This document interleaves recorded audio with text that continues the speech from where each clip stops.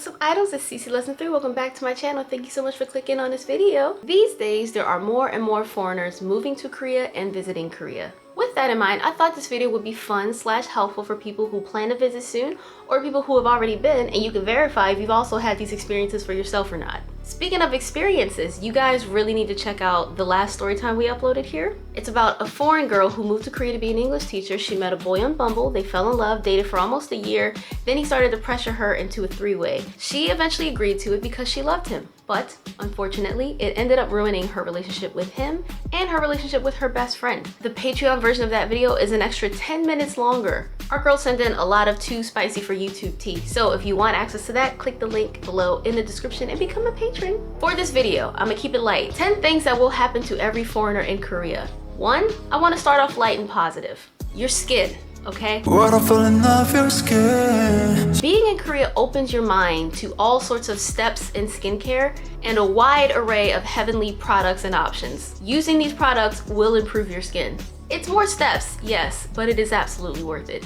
When I first went to Korea, I was 23, and I shit you not, the only thing I did for my skin was Noxzema and body lotion that I would put on my face. Brother, Now I use a cleansing balm depending on the day, along with a foaming cleanser, and then I have a toner, I have a serum, I have my eye cream, I have my moisturizer. And my routine is actually pretty light because there are loads of other steps. My skin looks better now that I'm 33 than it did when I was 23. And you may have to experiment a bit, but trust the process. My current regimen is my standard. I don't need to switch to nothing else. There is a reason Korean skincare is taken over. You can't go to any beauty shop, any department store without seeing something Korean. I know a ton of people who went to Korea came back with glowing, dewy, glassy skin, or just overall improvement, less acne, less hyperpigmentation, smaller pores, whatever. For the second thing, I want to get a little bit more real.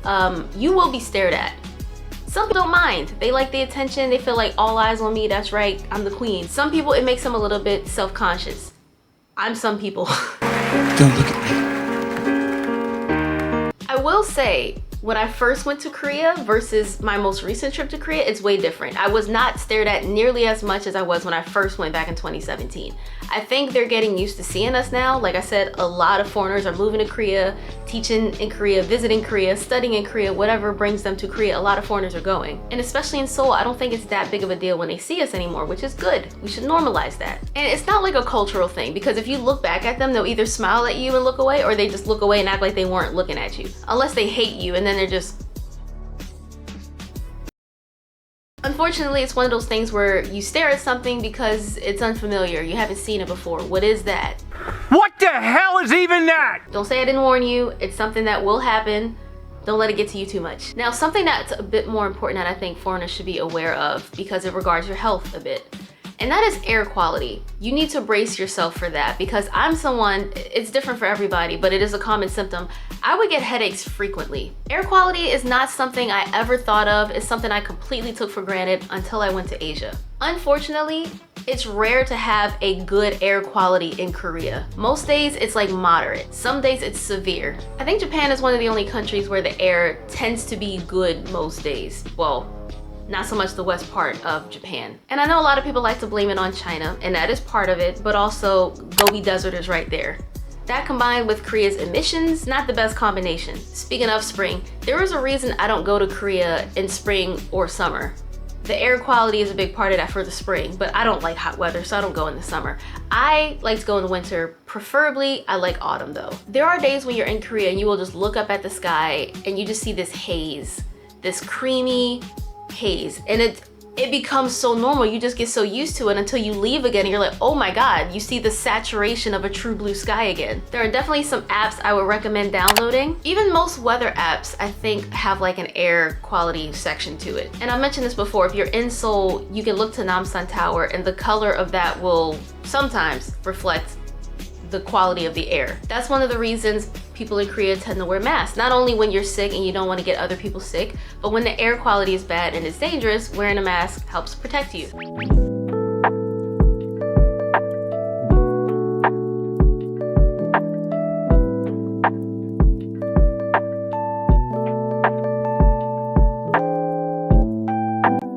Y'all, this air quality today is not good. It won't focus, but can y'all see all that red? All we can see is haze. Like, this is not good. If I had known, I would have worn a mask, but we move. A few moments later. We gotta protect our lungs, yo. It's so bad out here. So bad. And I know masks became controversial during COVID because a bunch of a-holes don't want to be considerate of others, but in Korea, that's just normal to wear masks on bad air days, or when you're sick, or when you just have plastic surgery. I've been conditioned ever since I lived in Korea to wear masks, especially when I'm on a plane, when I'm in an indoor crowded area, when I'm not feeling well. I have so many masks that I reuse. They're like cloth. They have like the little filters you can slide in. They have the little nose thing. I have my masks. I love wearing them. I keep them in my purse. I always have at least one in my purse. Like I said, I get headaches pretty frequently with bad air. So that might be something that affects you, but you will be affected and shocked by air in Korea, because that's not something you really tend to think about depending on where you come from. Another thing that I think will shock most foreigners is the high trust societal system in Korea. I'm talking about crime and safety. Crime happens in Korea just like everywhere else in the world, but at a much lower rate. You can see someone passed out drunk on the sidewalk and they'll wake up with their shoes, their wallet, their phone. Nothing bad happened to them. They just had to sleep it off. Not advised, not ideal, but it's common enough. When you go to a cafe and you see people working on their script or whatever, and they have their laptop out, you can go to the bathroom and come back and your laptop will not have been took.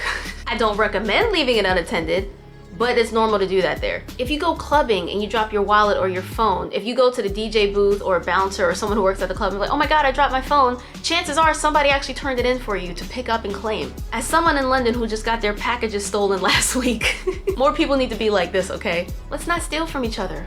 Don't be a dick. I wish this high trust society was just the norm globally, but sadly it's not. And it's something you can enjoy while you're in Korea. Again, exercise caution. I'm not saying leave your laptop, drop your phone, don't give a F. I'm just saying if it does happen, chances are you will not have been robbed. As a young lady, I found myself able to go for walks late at night by myself. Again, I'm not advising y'all to do this. I'm just saying, I am someone who likes to go for, I mean, I do it here in London too, but I am cautious because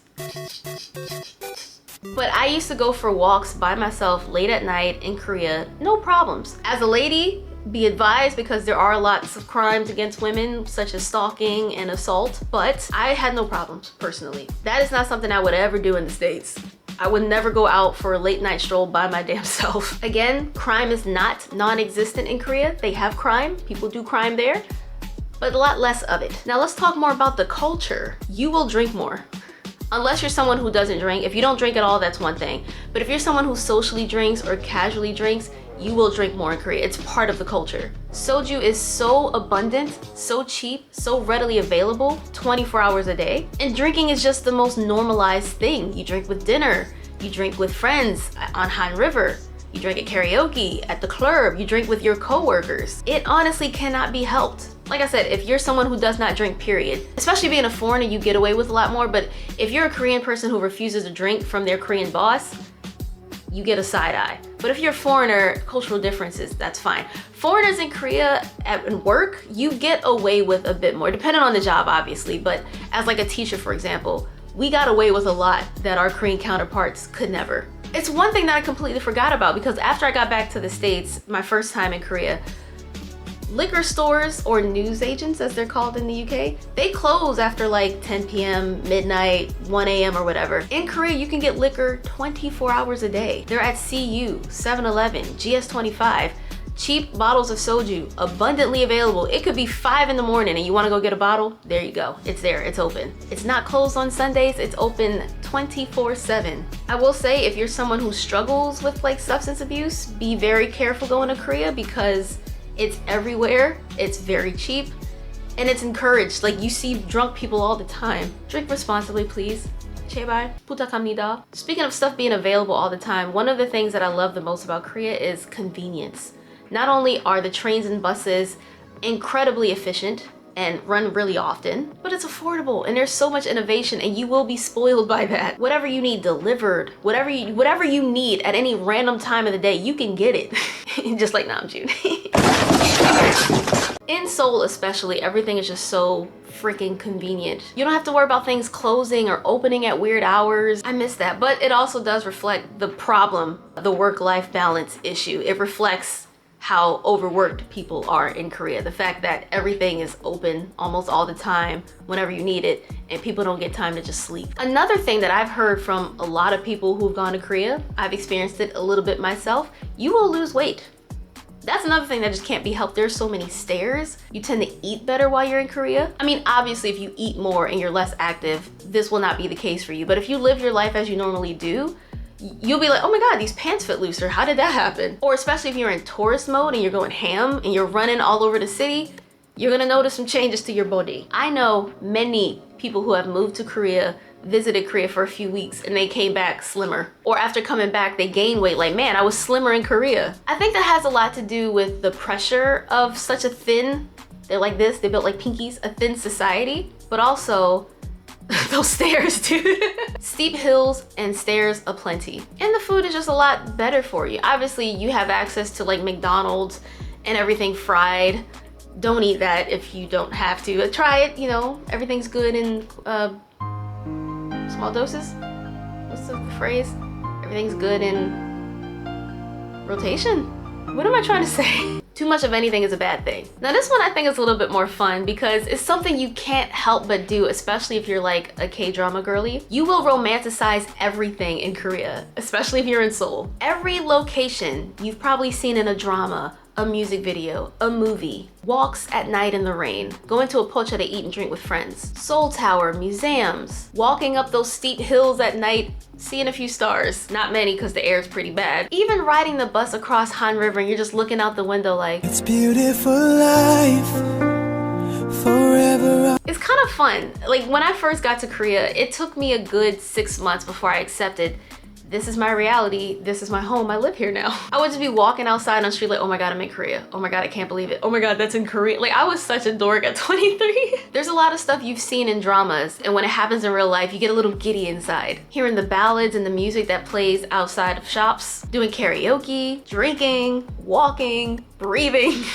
Especially your first time in Korea, it's a bit overwhelming. You're like, oh my God, I remember this, I know where this is. And then you start to imagine these dumb scenarios in your head. I mean, at least I did. Now this next one, your personal space will be violated. Whether it's an ajumma or somebody's auntie elbowing you, or whether it's just someone standing right up on your grill. You're on the train or the sidewalk, someone will sneeze in your face. Your personal space does not exist in Korea unless you stink and nobody wants to be around you. People on the sidewalk walk at you, not past you. I especially hate queuing or lining up for something because I move forward, so you stay the fuck back. But if I move forward, you don't need to be right behind me, bro. You should not be so close to me that I can hear you breathe or smell your breath.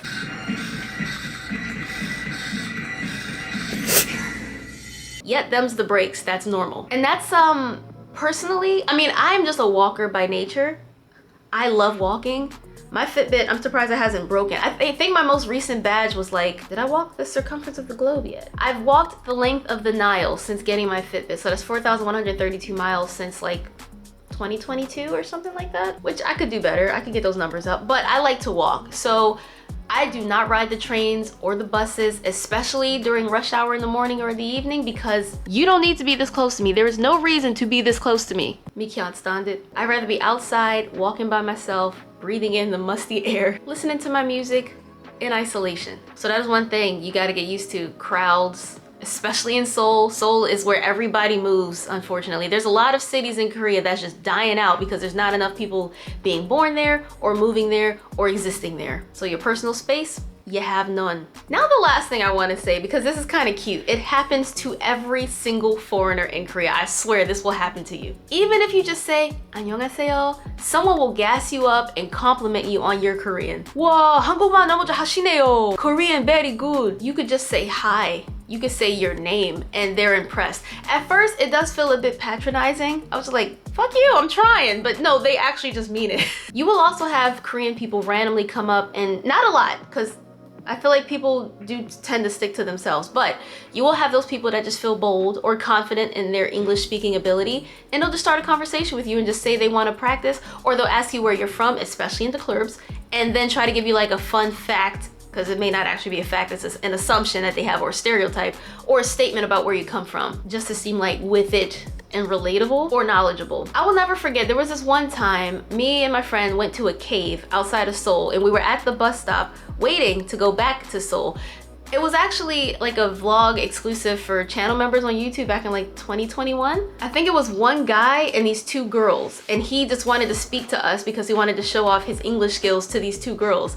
He was like, "Hi, may I talk with you?" And we're like, "About what?" "Sure." He's like, "Oh, I want to study English. I want to get better at English. I wish to travel." And he just wanted to practice, and the girls were like, "Oh, 대박, wow." So stuff like that happens. Even on the train or like waiting for the train. I talk about transportation a lot in this video, huh? But you'll have someone kind of staring at you for a minute and you're like, "Oh God, oh boy." And you try to like not be seen. And then they might make their way a little bit closer to you casually, like you don't notice. That's one thing that drives me crazy. When people stare, do you not realize we see you staring? Like, I can't stand some motherfucker that's right there staring at me. I'm like, I see you. Do I turn and look and make it awkward, or do I look away? What do I do? We can see you staring, bro. And then they'll get closer to you, ask where you're from, ask your name, how old you are, what you're doing in Korea, and just practice a little bit of English. And then I'm sure they leave with a sense of accomplishment. If you try to order food or something, 주문할게요. Where's the bathroom? 화장실 어디예요? Anything you say, 안녕, 반갑습니다, you get all the praise in the world. Like, wow, your Korean is so good. And it's like when a child draws a tree and you're like, oh, that's the best tree I've ever seen. It can feel like that at first, but I think it is genuine encouragement because you don't really get that many opportunities to actually practice Korean, especially if you look like a foreigner. If you're someone who's Asian that you could maybe be Korean, they might default to speaking Korean and treating you like a Korean. But if you're someone who's like black or white or Latino or Indian, whatever, and you don't look like you could be from Korea, they default to broken English. And that's one thing I feel like I take for granted when I travel, because when I first moved to Korea, I wanted to get good at Korean. So I studied and practiced before I went. And I never got the chance to speak it because everybody sees me, black girl from America, and they just speak to me in English. Not the best English, but English nonetheless. And when you go to somewhere like Japan, for example, Japan is nowhere near as English friendly as Korea is. Korea is like the first country I've gone to where English isn't the native language. Having that be my experience first, I kind of just assumed it was the norm for people to speak English, but no. You should never assume that. I was young and I assumed that, you know? But in Korea, you have signs in English, you have like English menus. There's a lot, and a lot of the words are like the same as in English. Like, I saw this funny video the other day and I was like playing along, like blueberry, melon, 수박. How do you say lemon in Korean? Lemon. What about orange? 오렌지. What about melon? melon? So watermelon is water. 수박.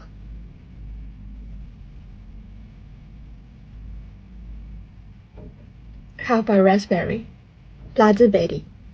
Blueberry. Blueberry. So strawberry has to be 스트로 딸기.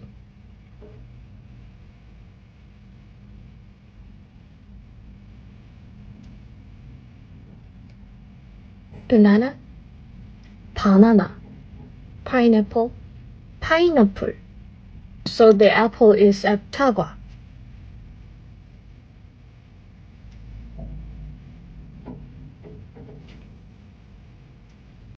So even if you say English words in like a Korean accent, you might be able to communicate depending on the word. But yeah, that is something everyone who even tries to speak a little bit of Korean gets praised like they solved world hunger. Anyway, I don't want this video to be too long. I thought it'd be a little fun discussion, fun, silly topic, hopefully helpful to you guys as well. Like I said, we out here, we traveling, people are going, moving, existing wherever they want to go, and it's a beautiful thing to see. So if you find yourself being one of these travelers going to Korea, I hope this list was interesting or entertaining or a little silly for you. Also, check out my Patreon if you want access to Too Spicy for YouTube foreigner dating in Korea story times.